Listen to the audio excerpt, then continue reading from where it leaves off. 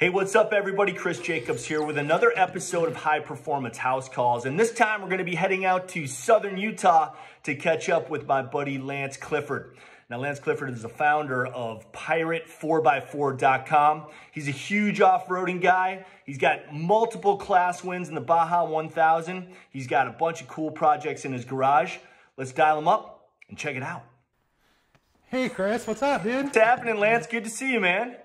Yeah, it's good to see you too. What's going down? How's everything out there in Southern Utah? Dude, it's going pretty good. You know, it's the town's pretty much shut down, so we're kind of stuck here at the Cliff House, but all's well, man. Well, good thing you got a bunch of toys to keep you occupied. Yeah. I've got my brother-in-law here, Casey, and we're wrenching on the old 55 Willys wagon here, and nice. She's running a little rough, so we're just giving her a little love, working on the carburetor and trying to get it dialed in. Well, give me a quick view of that. Let me see what you're working on. Yeah, so check this bad boy out. We've got very stock looking, right off the farm, man. Very cool. Fire wagon, and he rescued it.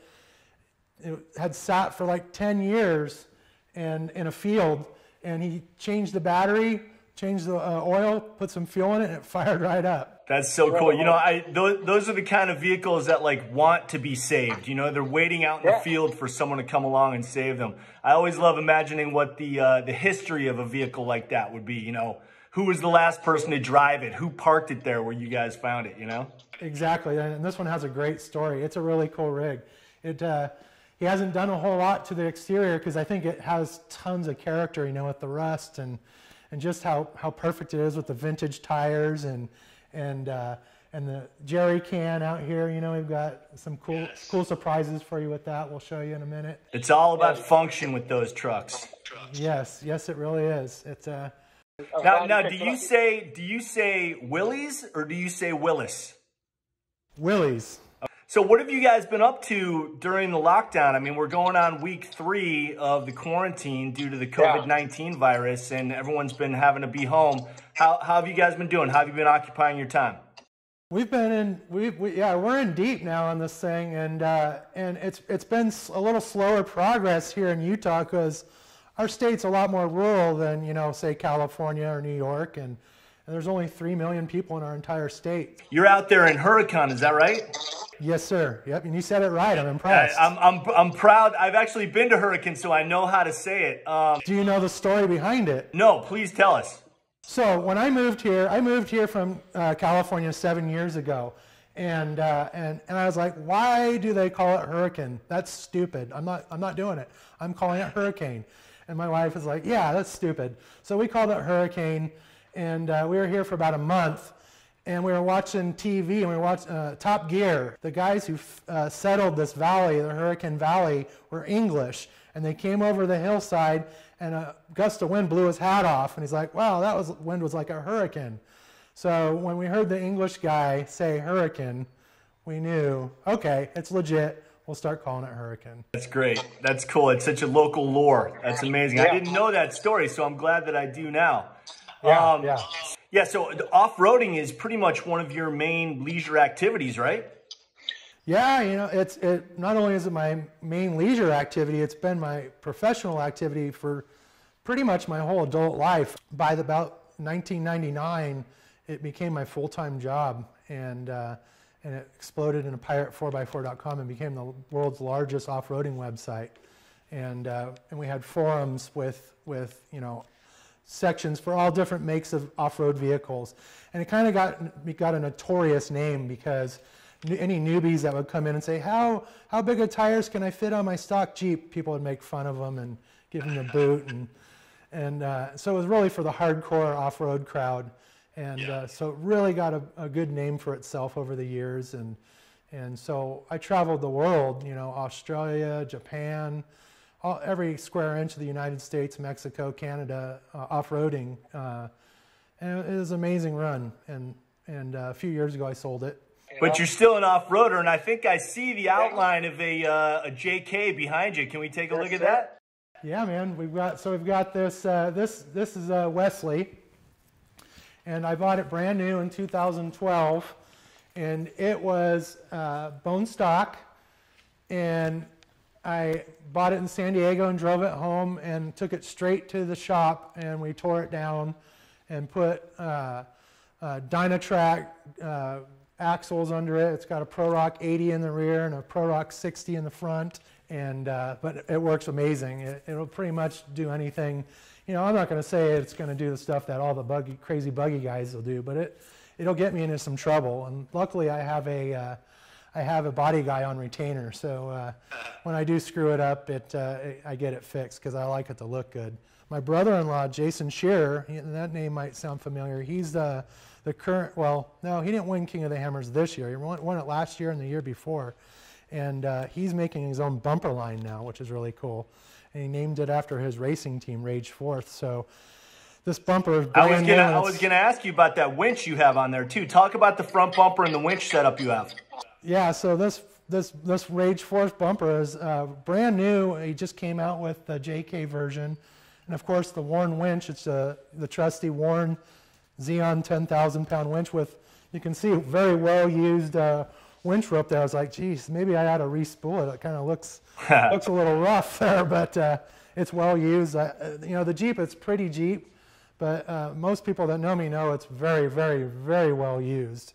And you know, it's been rolled. Pulling a lot of other people out of trouble? Oh yeah, I rarely have to pull myself out. It's usually pulling other people out. And you know, I've rolled it. There is one thing that I wanted to show you under the hood that makes it the coolest Jeep, because not very many people have this, and everybody should have it. That is the Black Forest burrito cooker. Ah, yes. You put your burrito in this little canister here. Warm that right up.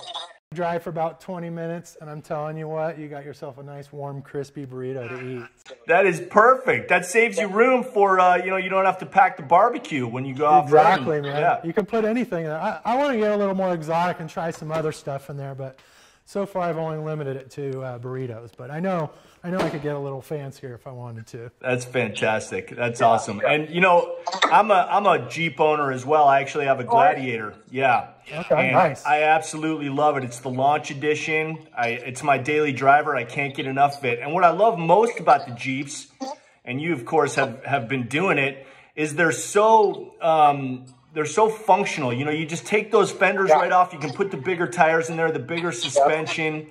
The adjustable front bumper will allow for the clearance for the bigger wheel and tire setup.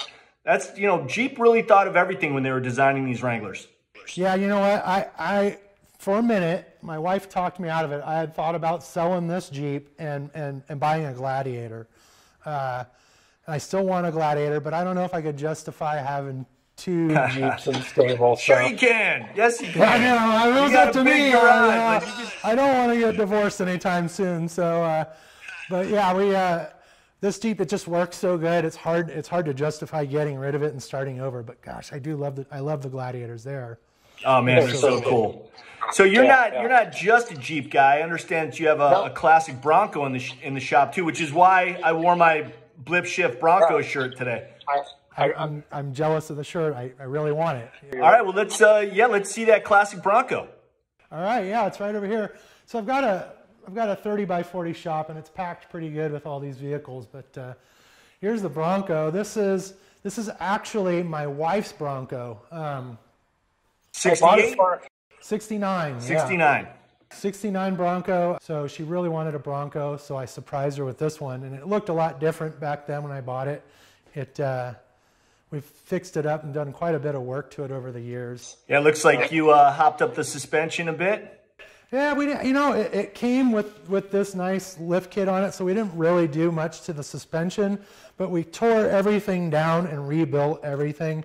We put in new Yukon gear, axles, chromoly axles, and we put new Method wheels and, of course, B.F. Goodrich KO2s on it, and rebuilt the differentials with Yukon ring and pinions and Grizzly lockers.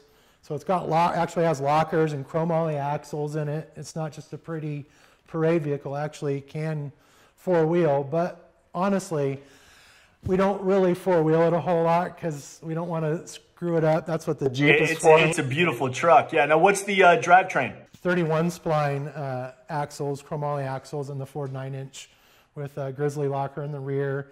And then the drive lines are all rebuilt. It's got a Flowmaster exhaust. It's got a original 302 V8 in it with rebuilt, and then we put a Holley fuel injection on it, so it runs perfect. Yeah, that's fantastic. Yeah. So 302, a fuel injected 302. Yes, that's great. On the interior, we kept a minimalist approach. I didn't want to go like super fancy because I kind of wanted the vehicle to stay a little period correct, you know. So looks like it's got a nice sound system in there too. Yeah, it's got a nice Kenwood sound system, and you know, it's still a work in progress. We've got I still got to do the weather stripping on the doors. And my brother-in-law Casey is a Bronco nut, and he informed me that I'm an idiot because I have these chrome the chrome trim for a Sport because this hardtop didn't come with this Bronco. So since I don't have the chrome trim on the whole thing, I need to get rid of this. Yeah. You know, I don't know everything about Broncos, so I guess I need to change that. But yeah, it's been a really fun project and a really expensive project, but all the fun ones are, right? Yeah, I could hop in this thing and drive it anywhere right now. It's an amazing Bronco. It's crazy how much they've gone up in value even since we bought this one. I feel like they've doubled in value. So yeah, this is my retirement plan. I don't know. So Lance, I understand that you're not the only off-roader in your family. Both of your kids are BMXers, right? Yeah. I've got an 11-year-old son and an 8-year-old daughter. My son started when he was 5, and my daughter started when she was 3. And they're terrors, and that occupies a lot of our time. And that's the one thing that's really awkward right now with the coronavirus thing is I almost don't know what to do with myself because we're traveling. We travel really the world for BMX. We were in Belgium in last July, and the year before we went to Azerbaijan. Do you know where that is? Oh yeah, yep. You do. I'm impressed. Wow. Most people don't know where that's at. So it's on the northern border of Iran, and we went there for the World Championships, and my son came in 4th, so we got ranked 4th in the world. How cool is that? But yeah, that occupies so much of our time, and obviously right now BMX is completely shut down, and mountain bike racing is completely shut down. Are your kids around right now? Yeah, they are. Here's Connor right here. Come over here, buddy.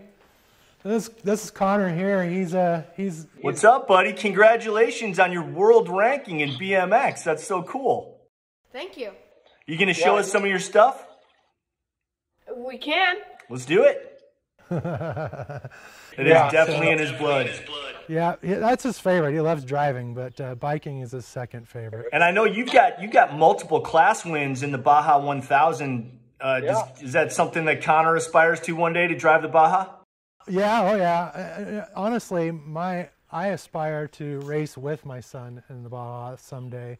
I would love to do that. I don't care if it's in a side-by-side or a truck or what, but before I die, me and him are going to race together. That's cool. That's really great. All right, he's ready to... All right, let's see. Flip it around so I can check him out. All right.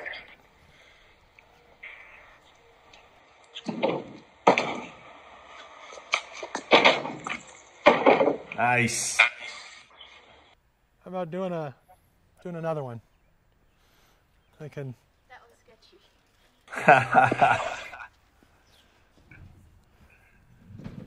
Looks like it's clearing up a little bit there. Yeah, it can't make up its mind. It's half and half here. All right.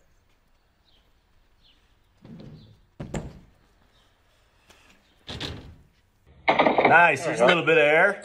Yeah, that was a little bit better there. Awesome. So is Connor, is that the company that Connor rides for? Yeah. So this is a Daylight Cycles. They're out of Southern California. And so this bike right here, it's not cheap. It's not like one of the bikes you buy at Walmart. It's a full race bike. It's about $4,000, and it's a really unique company.